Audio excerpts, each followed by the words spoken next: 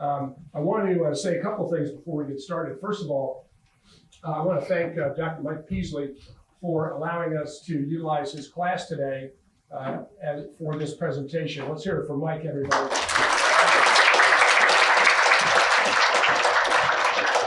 And I also want to acknowledge the sponsor of Ethical Leadership Week here in Jones College of Business at MTSU.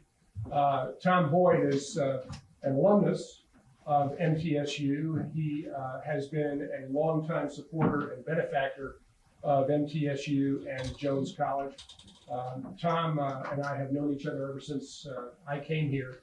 And some years ago, he and his wife, Martha, contributed a substantial amount of money to establish what has become Tom and Martha Boyd Ethical Leadership Week. And today's event here is kind of a kickoff of that.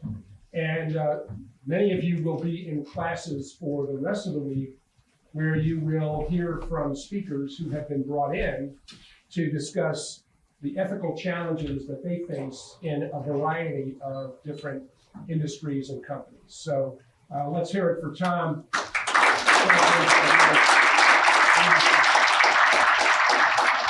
Tom, after this thing is over with, is heading to the airport because he is heading to Toledo to watch our women's team in the quarterfinals of the women's NIT. So let's hear it for the Blue Raiders.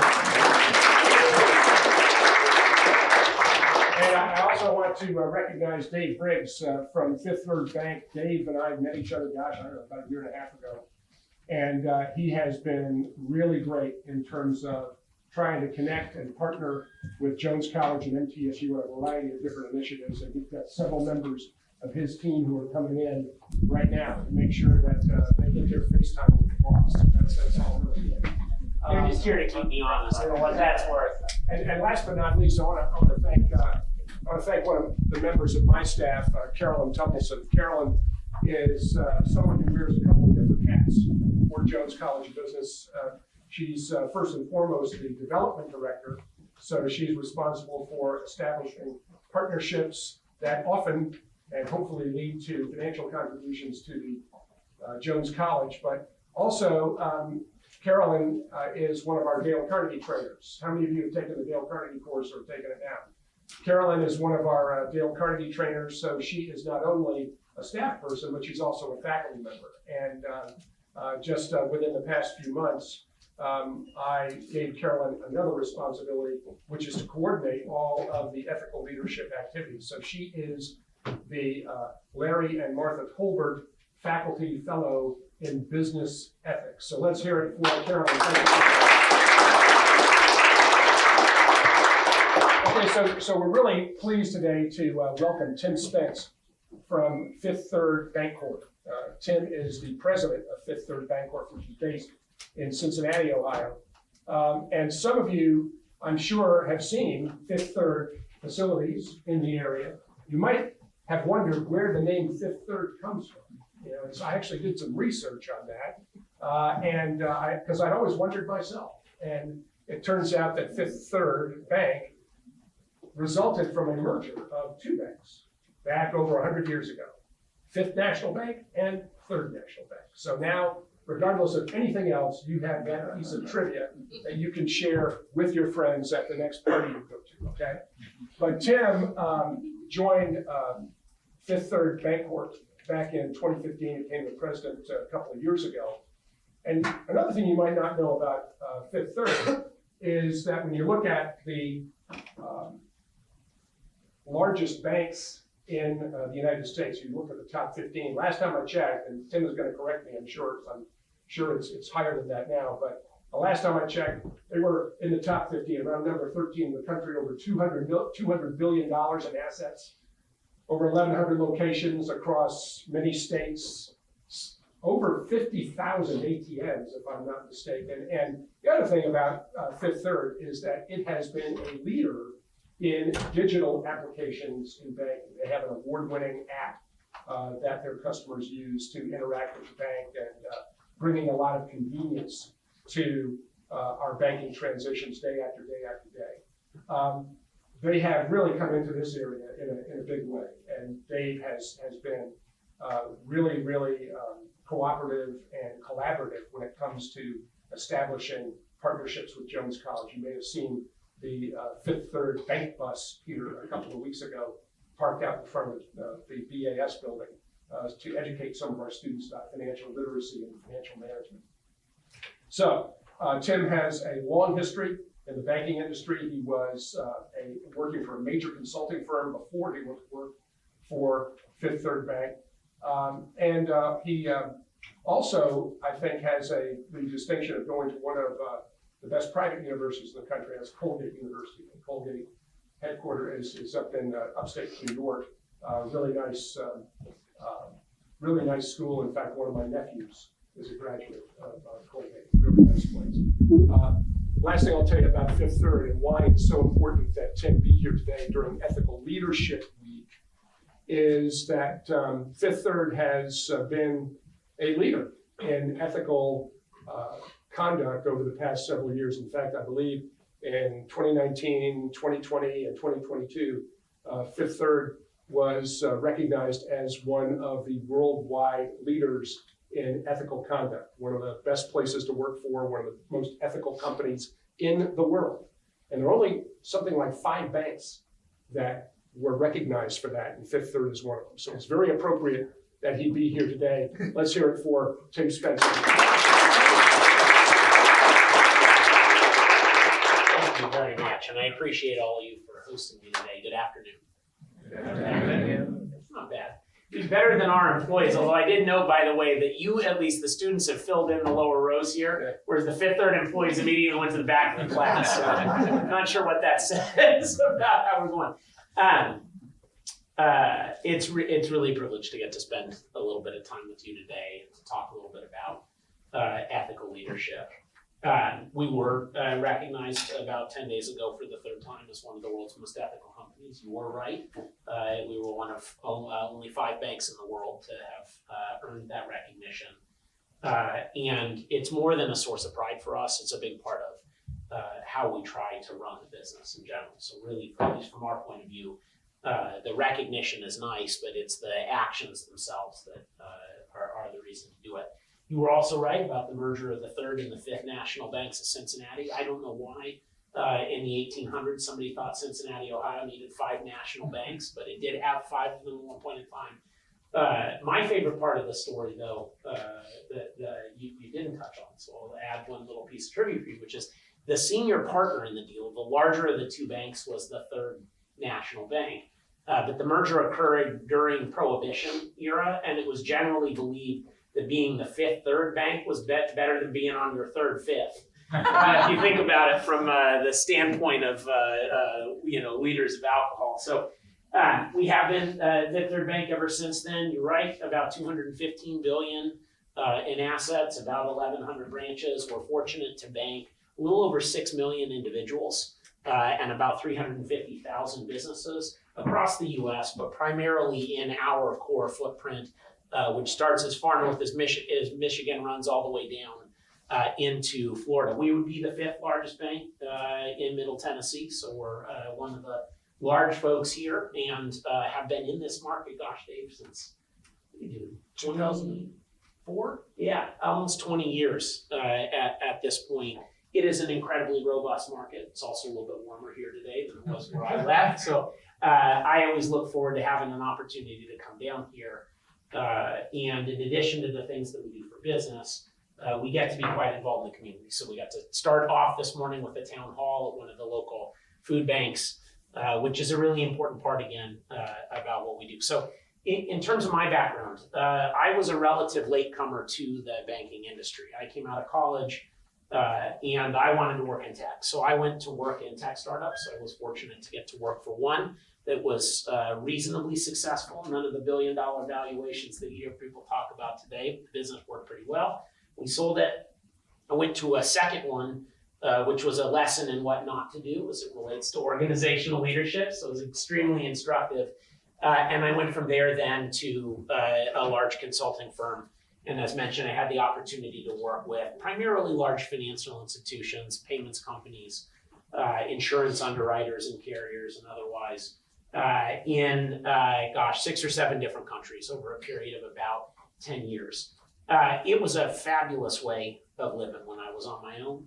When it was just my wife and me, it was still a pretty good way of doing it. I think part of the reason she married me is she knew I was going to be gone half the month. A little bit easier to manage my own eccentricities.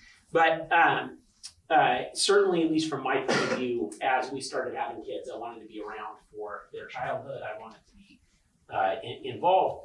I think, but more than that, is I started to think a little bit about the mark I wanted to make on the world. It was important to me to have an opportunity to actually be a citizen where I live, because while it was great to drive to the airport and get on a plane and to eat at a restaurant at some other place, I was only living somewhere. I didn't really have the opportunity to be a citizen of my place, and I was doing work on behalf of other companies, which meant I got to be a part of getting a specific project done, but I didn't get to be part of shaping the direction of the company or the culture of it, right? So I was quite fortunate after several years, having first sold software to Fifth Third back in 2003, and having had Fifth Third as a wonderful client for 6 or 7 years, to join the company about 7 years ago now, when Greg Carmichael, our current chairman and CEO, ascended to that particular position.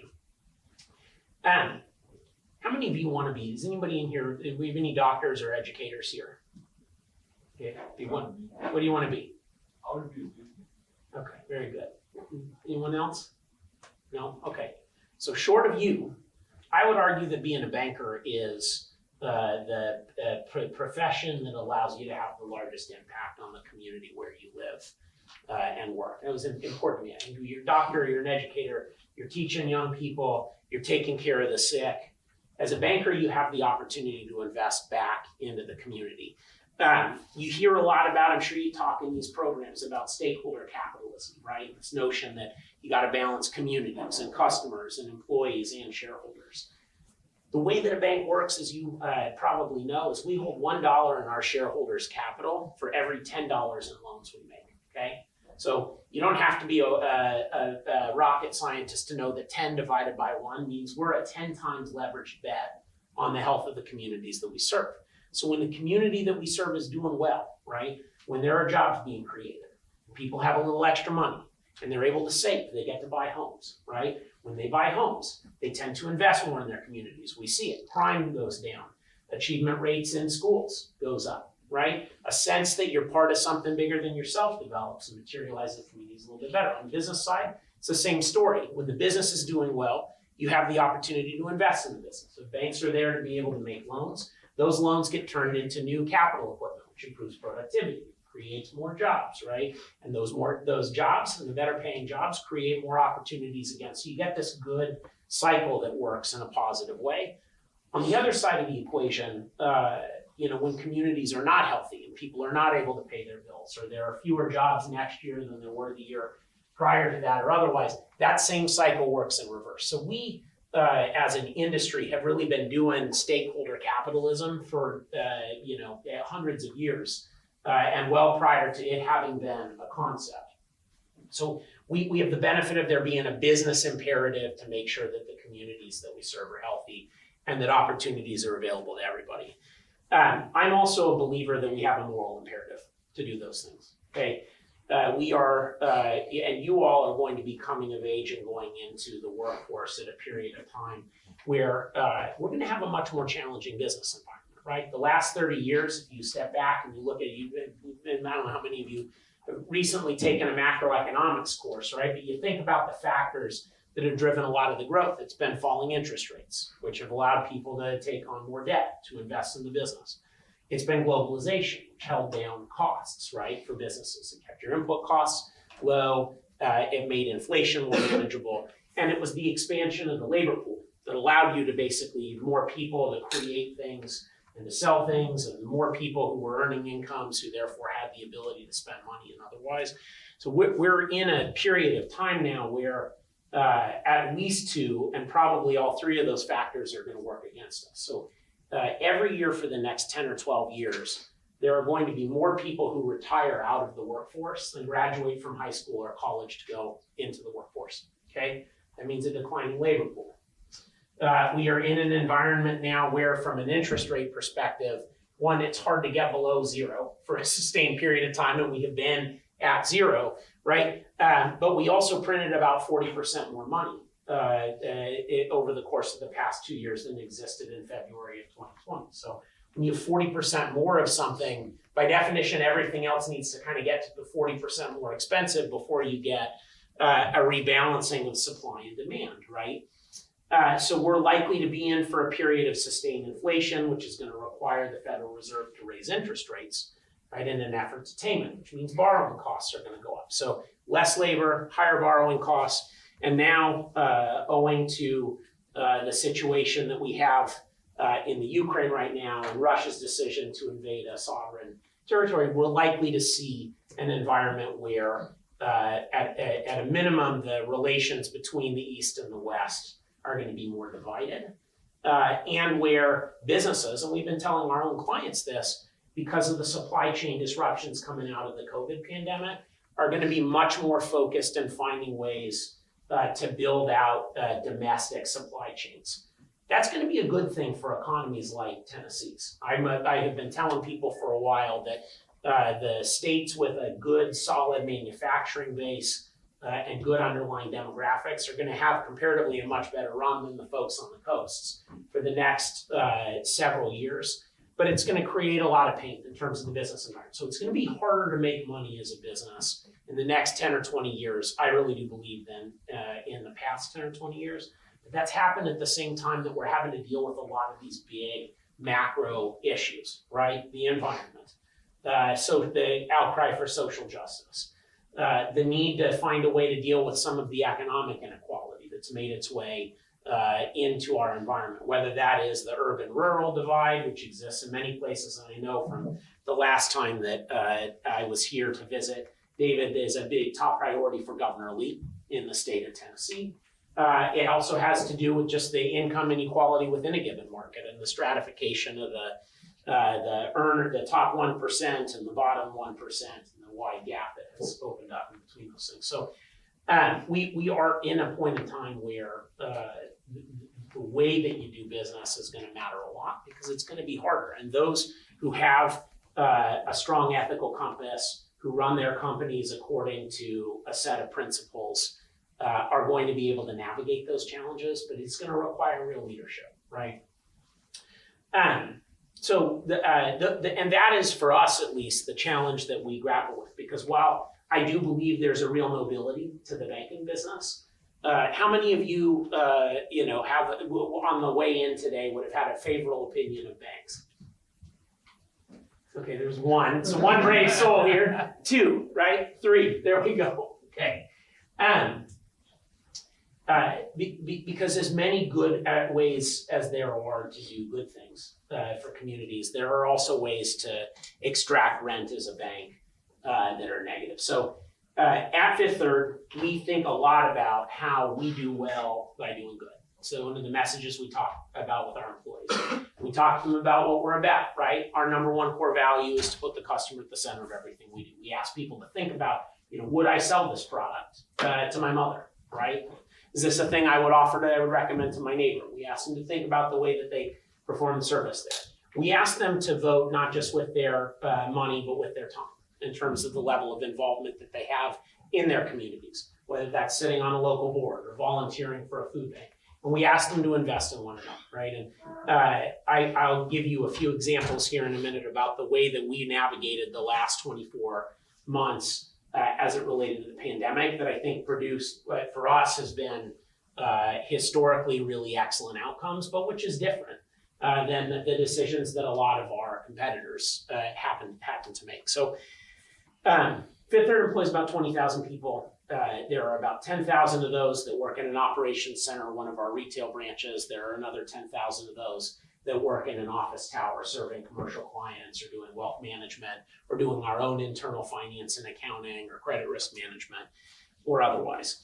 The day that the national lockdown was announced, right, we sent about half of that workforce home. If you were working in a branch, you needed to be in the branch. If you were working in an operations center, you needed to be in the operations centers.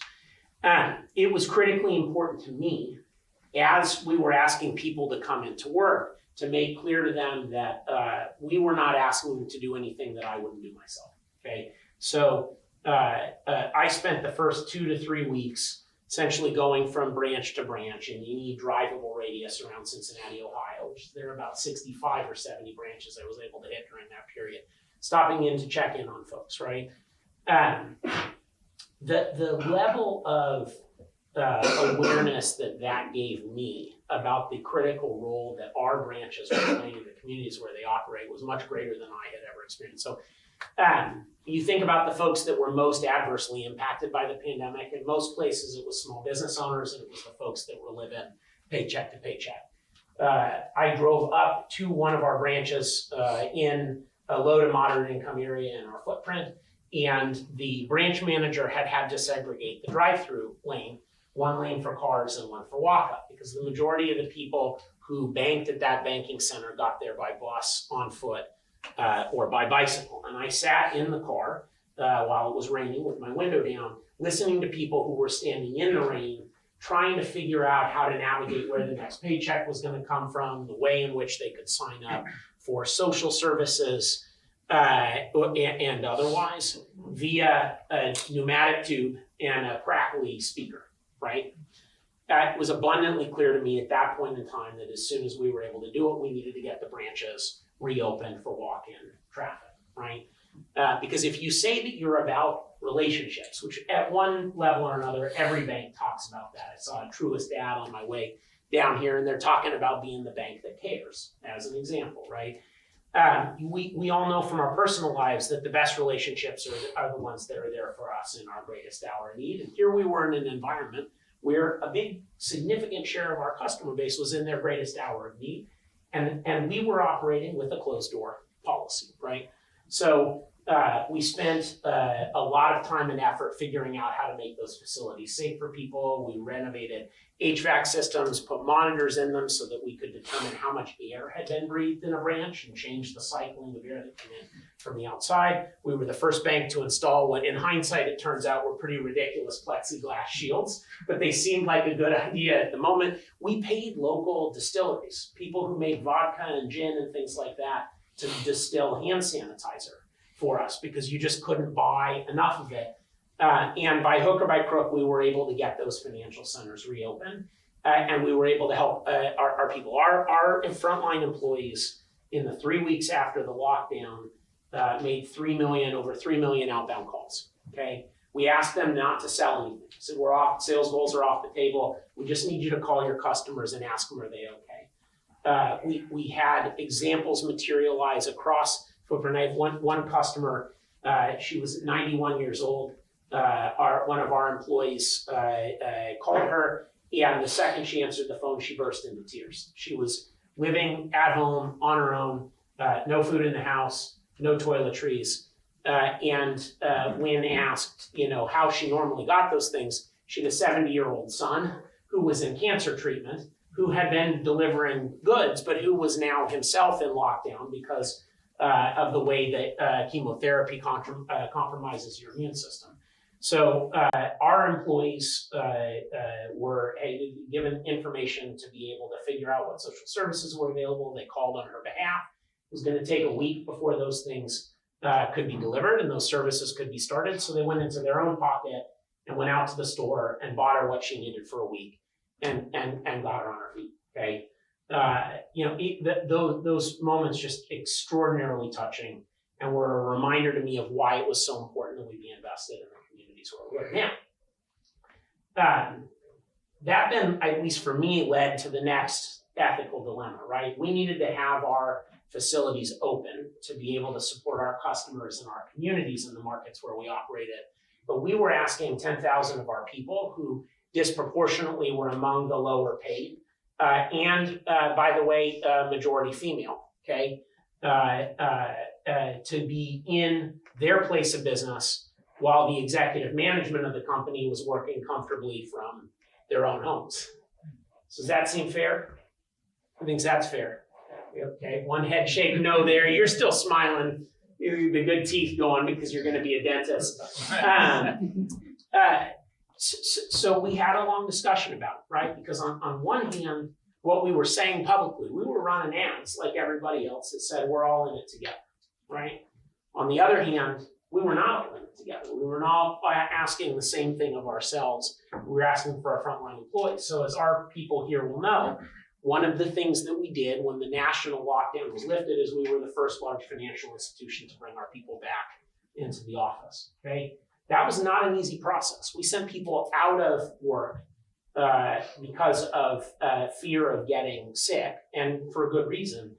And then we were asking them to come back before everybody else was. But I think our outlook as a company was, if we're going to say something, we're going to live it. And if we're going to say we're all in it together, we're going to say that we are about equity and fairness, then we need to live that way. So we made the same sorts of investments in our corporate buildings that we did out in the branches to ensure that we could bring people back.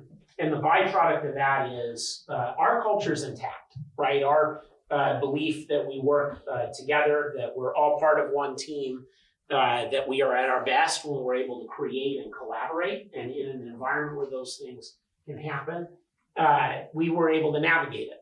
And now, in an environment where everybody is struggling with just enough staffing to stay open. My kids love a restaurant chain in Cincinnati, and every time we go to try to eat at the restaurant chain, it's closed for at the table business because they can't get enough staffing. I'm sure you had the same sorts of experience, when you're out there. We haven't had to struggle in the same way. Because our employees, when you talk to them, they feel like we're all in it together and we've taken care of them. So, at least from my point of view, that one of the sort of critical lessons there is, if you're going to run a company ethically, you have to mean it when you say something, okay? So you say, we're all going to be in it together. You got to run your business like you're all in it together. If you say that you are going to be a relationship company, your value proposition is that you're going to do a better job of putting the customer at the center and taking care of their best interest, you have to be willing to do that, even when there's an element of risk attached to it, okay? And that, for us, has been a really critical priority. I think the second thing you have to be prepared to do is you have to be prepared to be proactive and to take unpopular or to take hard decisions, even when they're unpopular or there's a short-term impact to your business, okay? Otherwise, you're not an ethical leader, and that's what we're talking about here. You're an ethical follower. So a couple simple examples of places where we have had to rise to that challenge. We're all the whole world is dealing with a labor shortage right now, right? And in our industry, the issues that you hear about everywhere else are just as pronounced. So one of the things that companies do when they have a labor shortage is what? It's going to volunteer here. I'm going to start calling on you. Yeah. Make us work overtime. You get overtime. There we go. There's one. You put the burden on the existing employees. What else? Nobody's going to say raise wages. Anybody see signs of that? So in our industry, people are doing that, right? There have been a lot of there's been a lot of talk about some companies going to $15 an hour. There was a big announcement by a few of our competitors last fall that they were raising wages by 20% and going to $18 an hour. So Fifth Third's been paying an $18 minimum wage since 2018. Okay, we were fortunate in the business community to get the benefit of tax reform in 2016. As a company, we felt it was appropriate that our employees have the opportunity to benefit from that in addition to our shareholders. So we raised our minimum wage to $15 an hour. Our chairman and CEO and I then, a couple of years later, attended a presentation from United Way. United Way publishes a financial analysis that they do on an annual basis that produces a metric they call the Alice line. Has anyone heard of the Alice line? We've got a few of them over here, okay? The Alice line is the amount of money that you need to be able to make to be able to live above the poverty line if you have a single income and a family of four. So who has a guess for where the Alice line at least was in 2018? Someone doesn't say close to $18 an hour. I'm going to think you're not paying attention. It was about 37,000 bucks, which if you work it backward is about $17.60 an hour roughly, right? So we couldn't bear the idea that somebody could work for a bank and not live above the poverty level. That just didn't seem fair and appropriate to us. And the byproduct of that is we did what we needed to do in terms of the way that we managed the company to be able to raise the minimum wage to $18 an hour at Fifth Third. Now, it didn't take a labor shortage for us to recognize that it was appropriate for people who manage money to be in a situation to be able to save and to participate in achieving the big financial milestones that are out there. It was just the right thing to do. So we did it, okay? Around the same time, we got to looking really hard at the way that we were generating our income. So who knows what an overdraft fee is? How many people have experienced an overdraft fee at some point in their life, okay? There is a cost to a financial institution in extending credit to you in an environment where you are in a negative balance, okay? There is a risk once we do that we lose money, and we need to have a mechanism to be able to compensate ourselves for that. With that said, that is not a good way to earn an income, okay? You don't want to earn an income at the expense of your customers. We believed that the right way to run the company would be a way that promoted better financial health and that gave people the tools to avoid overdrafts, so that the only scenario when you needed to make use of an overdraft fee with Fifth Third was when you had some really important bill, like a rent payment or whatever else that you needed to go through, okay? So we started systematically looking at ways in which we could leverage our digital capabilities, as you mentioned earlier, to put better tools in the hands of our customers, okay? So simple example of this, we know if you are on a regular paycheck when your paycheck arrives, right? And we get notified from the payroll processing company 2 days beforehand that money is money good, it'll be coming into your account, right? We now give you credit for those things. We recognize that we have, in some cases, because people don't balance their checkbook the way that they used to, a better understanding of your cash flow than you do, which means we should be in a position to help you create a rainy day fund. We invested in capabilities that allow us, at your direction, to find small amounts of money to move over into a savings account. We recognize that if you had that money on deposit at Fifth Third, that it didn't make any sense if you were negative in this account for us to charge you to transfer money across, which, scary as this sounds, a lot of banks still do it. We look at the banks in this market, the Regencies of the world, the First Horizons and otherwise, they still charge you $10 for the privilege of moving your money from this account into this one to cover an overdraft fee, right? So we eliminated those fees. We became aware of the fact that a significant share of our customers, when they did end up with an overdraft, cleared that negative balance within 24 hours. It didn't make sense to charge people who were going to go back and clear up that negative balance. So we eliminated fees for anybody that clears the balance in 24 hours. And then it didn't feel appropriate to us, on top of everything else, that we would be charging a monthly service fee to folks who were cash strapped and on the verge. And so we eliminated those. The byproduct of that is if you look at our revenues today, we earn, of all of the large banks, the smallest share of our revenues from punitive fees of any bank in the country, okay? And where we do make money is by helping people out. So if you need to accelerate a payment, you want to get it there faster, you charge us a less than an ATM fee, we can make that work for you. If you have a check that you need to deposit and you need the funds today, we've worked out a deal with an insurance company that allows us to cover the risk that check bounces, and we can do that for you quickly. And as you grow and build savings and have the opportunity to borrow money and otherwise, we've taken the bet that you're going to want to do more business with a company that actually helped you out, as opposed to one that hit you while you were down, okay? That was painful. Our friends at Regions Bank down the road here, 10% of their revenue comes from overdraft fees or insufficient fund fees. Okay, Fifth Third, it's about 1%. And so we went without a revenue stream that many other folks were making money on because we didn't believe it was right. Okay, so in both of those cases, whether it was deciding that we wanted to bear a higher level of expenses or deciding that we wanted to forego revenue that we otherwise couldn't have earned, we had to pay a little bit of a short-term price. But the benefit of that is that we have a company and a culture where we can credibly say to people, we do the right thing when we need to do the right thing, regardless of the cost. And people know, that we mean it. So I think the last thing that I want to touch on as you think a little bit about leadership is citizenship. Okay, I made mention of this early on. I am a big believer that the cure to a lot of the turmoil that exists in the world today is finding common ground. Has anyone heard of the book Bowling Alone? It's probably not one that is made. This is not a thing. There we go. There's one. I was going to say.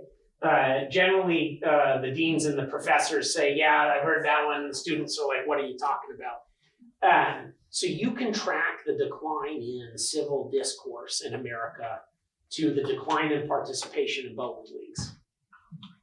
Yeah, it's a near. It's like a 0.8 or a 0.85 correlation. Okay, so why do you think that is? Is it because you pick up a bowling ball and you instantly become a better person? People are laughing. Those are probably the bowlers in the group. No, it's not. Because when we pick up a bowling ball, we become a better person. At least in my case, the third or fourth time I taste the gutter, I am not becoming a better person. Sort of the other way around. The reason for it is in the digital world that we operate in today, and I think in particular, coming out of the pandemic, where we kind of sent people home. Like people in our world, people talk about, working in the office or working remote. That's the wrong distinction to make. It's about working together versus working in an atomized way. We've kind of systematically eliminated the opportunities to come into contact with people who have perspectives or a life experience or a worldview that's different than our own, right? You all may well know this, but there are literally teams of thousands of psychologists that work at the large social media platforms like Facebook or Twitter or otherwise.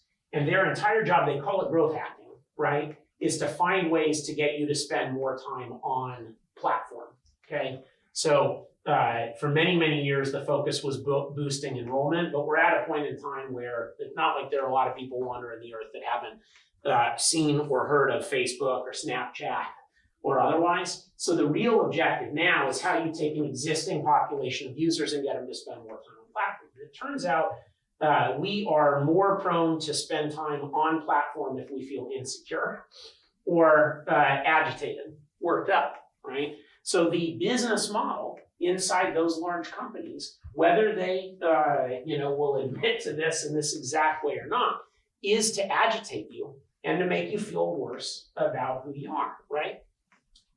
And what happens is that combined with the fact that we can be a little bit quasi-anonymous tends to lead us to behave in ways that we don't behave when we're in person and when we're connected, right?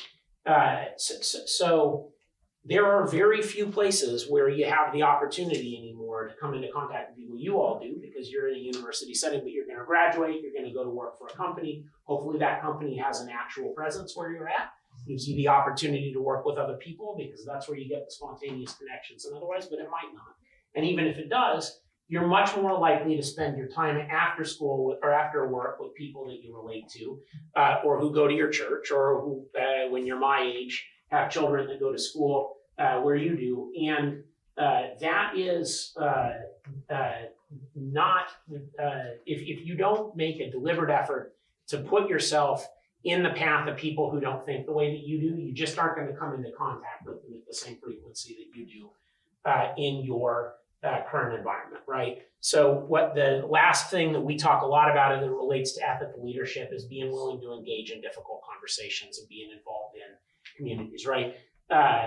When I walk into our employee town halls like I did this morning and I say, how many people feel great about banks? You might imagine every hand goes up, right? But I don't learn anything about why it is that some people don't feel good about our industry. That's the only place we go. So when I do get out, and Alita here, who runs our community economic development efforts in this market, will vouch for this. I like to spend time with people who don't, tend to be groups who are as well served by the banking system, because I learn what we can do better, right? And I have the opportunity, hopefully, to convince them that we are out for good. We're not there to extract wealth from a community or to be discriminatory in the way that we operate or to provide credit here but not there.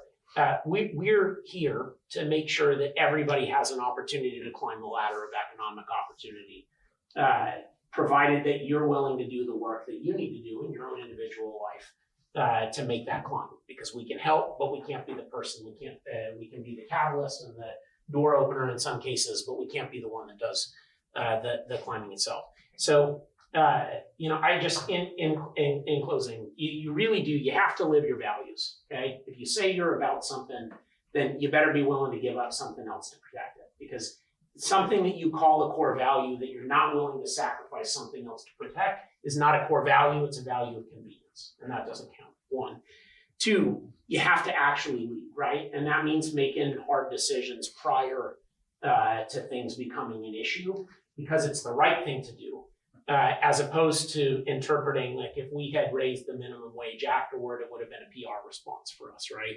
And what we really would have been, the value we would have been solving for there was keeping ourselves fully staffed and not keeping people above the poverty line in terms of where they work. And the third thing is you have to put yourself in the way of folks who don't necessarily have the same outlook and belief that you do, because if not, you're kind of trapped in an echo chamber and you're going to have a hard time finding ways to continue to learn. So I think I talked like 45 minutes of the hour that you gave me. I am happy to answer any questions that you have. There's not one that you can ask that I will not attempt to answer, at least. So fire away. So we've seen that we've printed 40% more money, as Yep. you stated. Inflation's going to go up. Yep. Speaking to someone who has a good head on their shoulders financially, Yep. but is working with a 20-hour-a-week job because they're, in college. I think most of us are planning on having a significant income within the next year and a half. Yep. How can we prepare for that now? Because at this point, it seems like we're kind of a year and a half behind somebody who has already graduated. Yeah. So when I graduated from college, I started working at a tech company. Our 2 largest accounts, one was the US government, the second one was United Airlines. And about 9 months later, the 9/11 hit and United canceled their order and the US government diverted its spending appropriately so to areas that were outside of what we did. And so within 6 months of having started work, I took a 10% pay cut, which, as somebody who thought of myself as having a good head on my shoulders, and an intent to manage money, deliberately turned out to be a lot harder to navigate than I expected.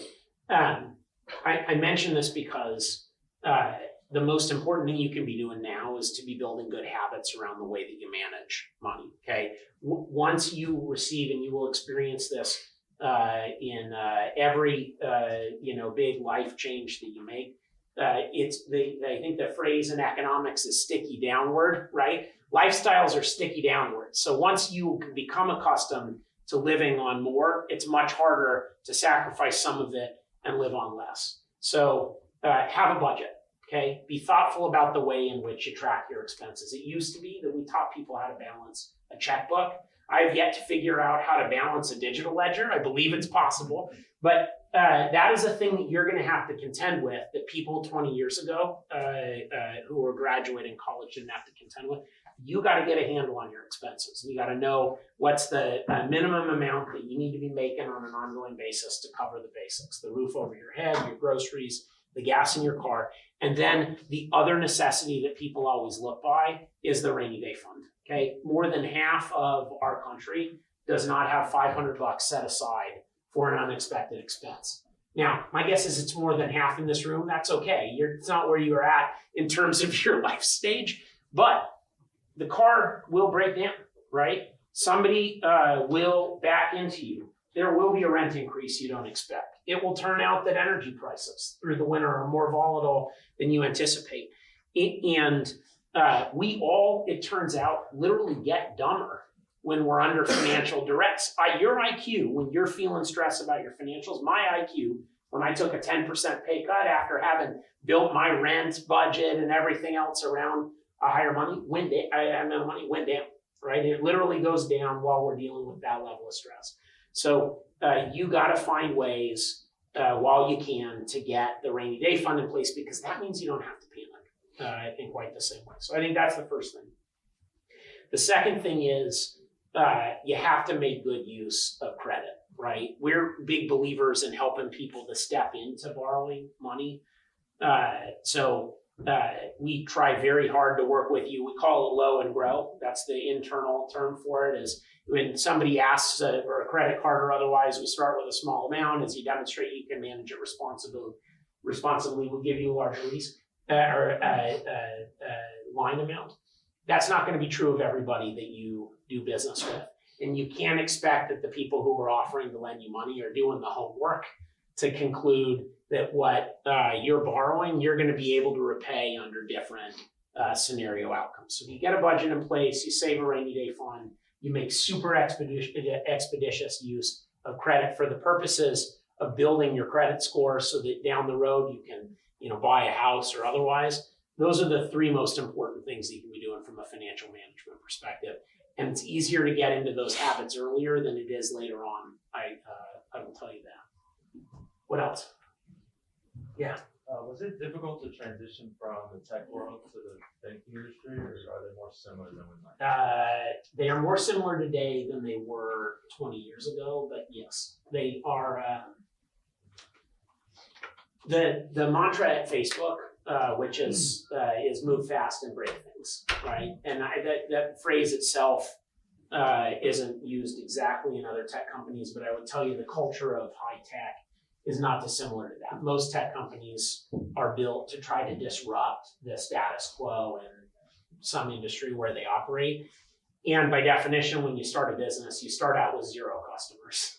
So on balance, it's more important to get a product out there quickly and figure out how to make sure that it works later and what the implications are of that product later than it is to be really slow and deliberate about what you release. Whereas an industry like ours, where, as I mentioned earlier, we serve millions of customers and hundreds of thousands of businesses, and we are highly regulated, breaking something is a big problem. Like we, at one point, in what was not a high moment for us, 4 years ago, pushed out a code change that knocked down the online transaction processing. Essentially, people on a Friday that was a payday. So we literally knocked down the ability to use one of our ATMs or to use a debit card at a point of sale terminal during the day when people were getting paid, which was the last payday before Christmas, on top of everything else. So it was the trifecta of stupidity there on our particular part. Like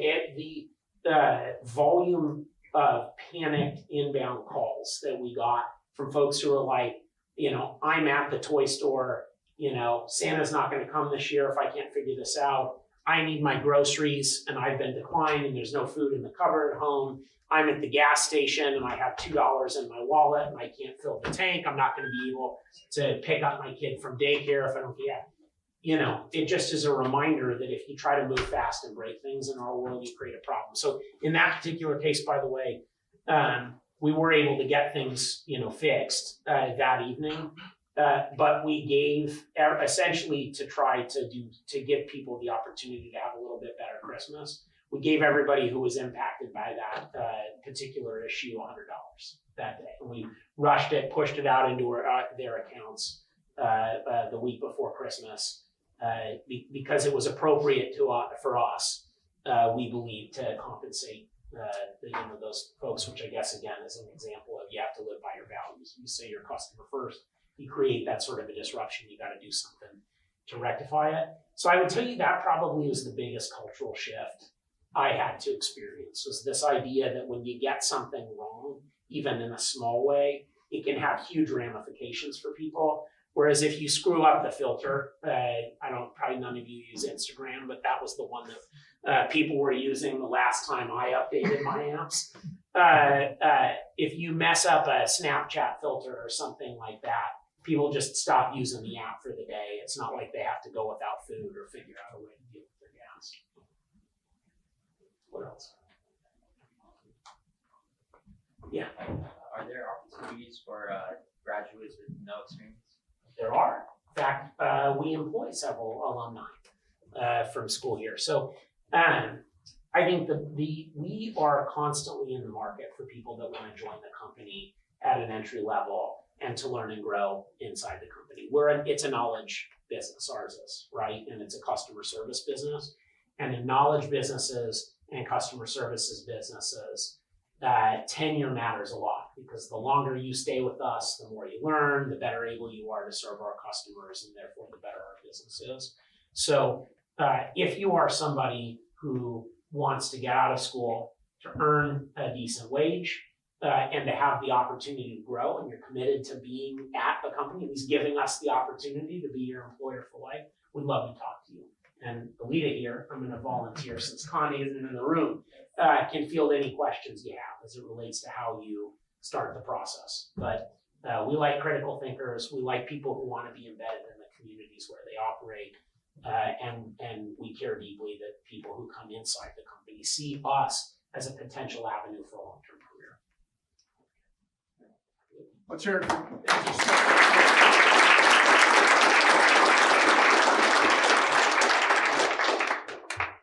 So Tim, thank you very much, and we appreciate your time today. We appreciate your insights and your responses to the questions. And I'm glad to see that some of our students are looking ahead to life beyond graduation. There is life beyond graduation, and Fifth Third is a good way to go. So let's hear it one more time.